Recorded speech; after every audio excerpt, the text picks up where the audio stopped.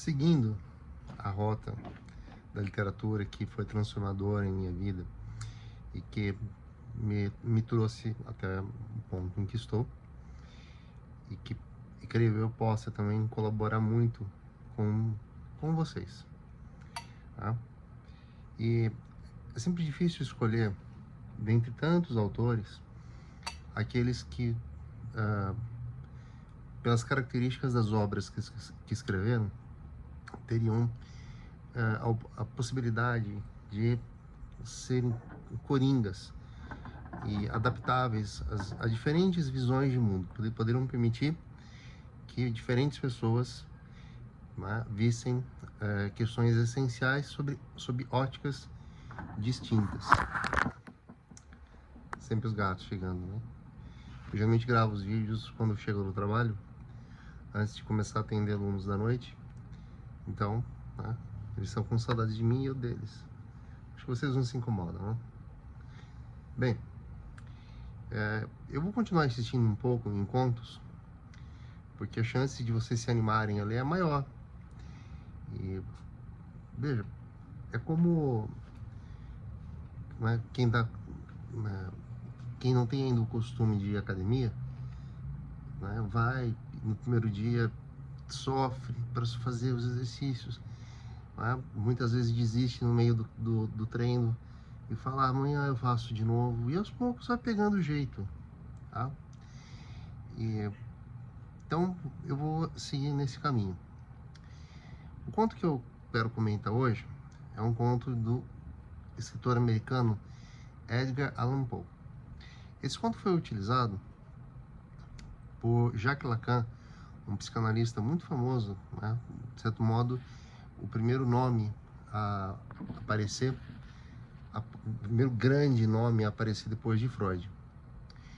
E esse é um conto peculiar, porque poucos pensam em Edgar Allan Poe como alguém que tenha inventado o gênero policial na literatura, tá? Muitos pensam em Sherlock Holmes como o mais importante detetive, né? Hercule Poirot. Sherlock Holmes é do Arthur Conan Doyle, que é um pseudônimo apenas. Muitos pensam no Hercule Poirot, da Agatha Christie, que também concebeu a impagável, né, senhorinha Miss Marple. Mas, na verdade, a primeira figura detetivesca de raciocínio indutivo, e isso é muito importante para nós, foi, né, o Monsieur Dupin. Escreve Dupin. No conto A Carta Roubada, que é o texto, né, que está estampado na capa desse vídeo, Dupin está em sua casa e eis que a criada anuncia a chegada de uma espécie de comissário de polícia, que com muitos dedos vai contar uma história sobre uma certa senhora ligada à realeza que teve uma carta, né, uma carta sua, comprometedora, roubada pela artimanha de um homem de péssimo caráter, um marquês da corte, e em razão disso as maiores autoridades em investigação tinham sido acionadas, e que esse marquês estava fazendo uma chantagem, e era despropositada a chantagem feita por ele. Então, após terem esgotado todas as possibilidades, esse comissário de polícia, procurava Dupin. Dupin, inteligente, pensa, né? Mas vocês esgotaram todas mesmo? Aí o comissário faz um relatório interessantíssimo, né? Que abordaram o marquês como se fosse um assalto, reviraram todo o seu vestuário, entraram na casa do marquês por 2 vezes, desestofaram, né, as cadeiras, as poltronas, procuraram dentro dos livros e nada dessa carta, nada dela aparecer. E o marquês, numa tranquilidade, né, não se sentindo nem um pouco ameaçado com aquilo. e que não tendo mais onde procurar, não tendo mais, né, inclusive cofres de banco, nada, não tinha mais onde procurar. O Dupin, então, muito tranquilamente, acende um cigarro e diz: eu já sei onde está. O comissário fica atônito, né? Sabe quando alguém fala uma coisa que a gente não esperava ouvir, que é só depois, quando nós chegamos em casa, que ocorre, né? Poxa, eu devia ter falado tal coisa. Ele ficou embasbacado. Como podia saber? E o Dupin, com muita tranquilidade, disse: olha, volte aqui amanhã, eu terei a carta em mãos, e vou entregá-la, né, ao senhor. O comissário sai, havia um interlocutor do Dupin, e que pergunta, né? Mas como você já sabe? Ele diz: é óbvio. Tá? As pessoas tentam resolver problemas, né, começando pelo que é mais difícil, porque acreditam que é no difícil que reside a resposta. Eu gosto sempre de, quando eu uso a palavra difícil, eu cito Nietzsche, que dizia que as coisas difíceis são aquelas que nós devemos cultivar, porque reforçam o nosso moral e com isso ajudam a combater misérias.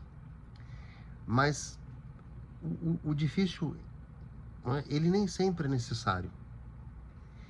E é na simplicidade de ideias tolas, ou que aparentemente são tolas, é nesse limiar entre o absolutamente simples e o desafiador que algumas vezes as pessoas de maior esperteza, vivência, encontram, né, soluções.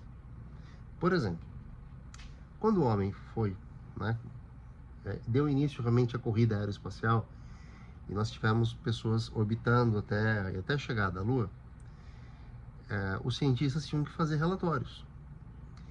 E eles faziam esses relatórios escrevendo à mão, por certo. Só que a questão da gravidade, né, atrapalhava o funcionamento das canetas. Por isso, né, entre outras coisas, roupas, comida, o que vocês imaginarem, a NASA desenvolveu. E para que os cientistas fizessem suas anotações, investiu um dinheiro, né? Eu sei que é uma quantia um tanto quanto absurda, para poderem escrever, fazerem seus apontamentos, suas anotações. Os russos, né, conseguiram pôr um homem na órbita da Terra antes, chegaram à Lua depois. E eles simplesmente, sabendo que canetas seriam um problema, utilizaram lápis. Fizeram anotações a lápis, que não é afetado pela gravidade. Existe um princípio de lógica, que é o princípio da navalha de Ockham, ou Ockham, que diz o seguinte: se nós não temos como verificar a veracidade de algo, ou dar uma explicação para algo, né, então comecemos testando a mais simples. Eu moro num condomínio, eu estou no 5º andar. Aqui embaixo é estacionamentos para os carros. Se eu estiver aqui, né, falando com vocês, dando aula para vocês, gravando vídeos, na verdade, eu escuto aquele ploc-ploc, ploc-ploc, ploc-ploc, ploc-ploc, né? Eu não sei se pareceu, mas eu quis fazer parecer com ferraduras batendo, né, ou cascos batendo no asfalto. Mas eu não posso me levantar porque eu estou gravando um vídeo para os meus alunos. Me ocorre: serão cavalos ou unicórnios? E eu ficarei com a opção cavalos, porque é mais possível. Os investigadores procuraram a carta, né, partindo do pressuposto difícil de que ela estaria escondida. E o Marquês, um homem inteligente, a pôs no lugar que uma carta deve estar.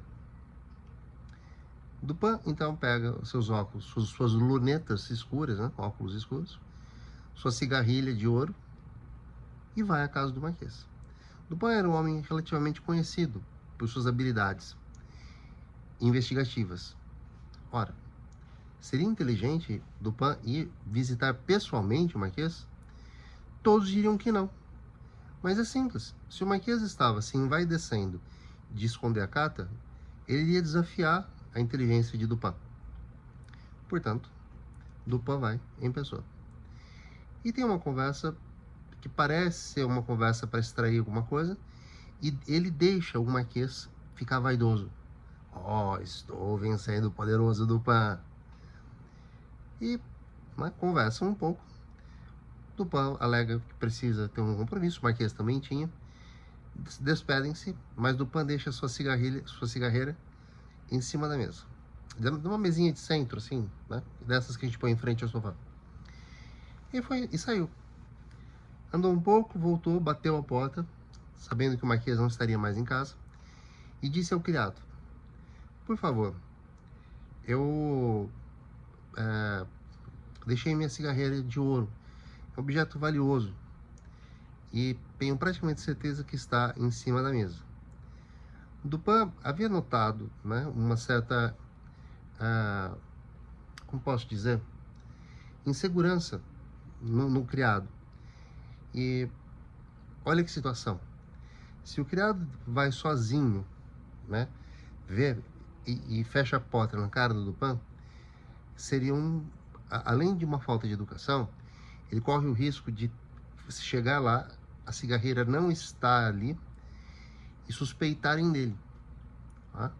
Porque é o que acontece quando se trabalha para pessoas muito ricas. Então o Dupin sugere, olha, para que nós não ficamos numa situação delicada, você me permite te acompanhar? Mas o criado pensou, bem, ele não vai mexer em nada do Marquês porque eu estaria olhando. E chegou lá, né? De fato a cigarreira estava em cima da mesinha, e Dupin passou delicadamente por trás para contemplar algo, e havia em cima, assim, acho que da lareira, como se fosse um porta. A gente tem ali, sabe aquelas coisas que você coloca revistas de pé? Era um porta-cartas, onde uma carta obviamente fica. Não porta-cartas. Ele só havia trocado um envelope. Então veja, todos que passaram por ali, os detetives que reviraram a casa, olharam para o porta-cartas. Mas seguramente, no seu nível inconsciente, né, ou mesmo consciente, né, não tomaram a atitude de olhar as cartas. E por isso que Dupin sabia que estaria ali. Porque ele excluiu todas as possibilidades. Quer dizer, o comissário excluiu todas, menos aquela que ele não poderia excluir. No que isso, né, de alguma forma, foi edificante e que moldou um pouco do meu caráter? Eu não subestimo o óbvio. Qual que é a razão óbvia para um aluno estar numa escola? Aprender. Não acho nem um pouco inteligente generalizar. Tá? Aquela coisa da tia Candinha que eu comento nas aulas de redação. E esses meninos estão tudo perdido. Não. Tá? É cientificamente comprovado que a nossa mente reage melhor a positividades. Fica um conselho. Quando estiverem almoçando, jantando, falem de coisas boas. Do contrário, a comida não cai bem. Foi o vídeo de hoje. Achem, leiam, deliciem-se, porque realmente é um conto muito bom. E ele entrega a carta ao comissário e a questão se resolve. Não se sabe, porque tem um ponto final. Toda história tem um ponto final. Não é? Eu, quando era criança, gostava muito de... Quando uma história me cativava, isso era de livro infanto-juvenil, tá? Incluindo os do Monteiro Lobato. Eu continuava escrevendo, como eu achava que... Né, eu queria que fosse até um pouco, até o dia seguinte, até uma semana depois. E eu achava que eu era um maluco, né? Aí, quando eu estava na faculdade, foi palestrar lá um escritor chamado J.J. Veiga. E naquele tinha o mesmo hábito maluco que o meu. É bom ser um maluco que sabe que não está sozinho no mundo da maluquice. Fiquem bem e até a próxima.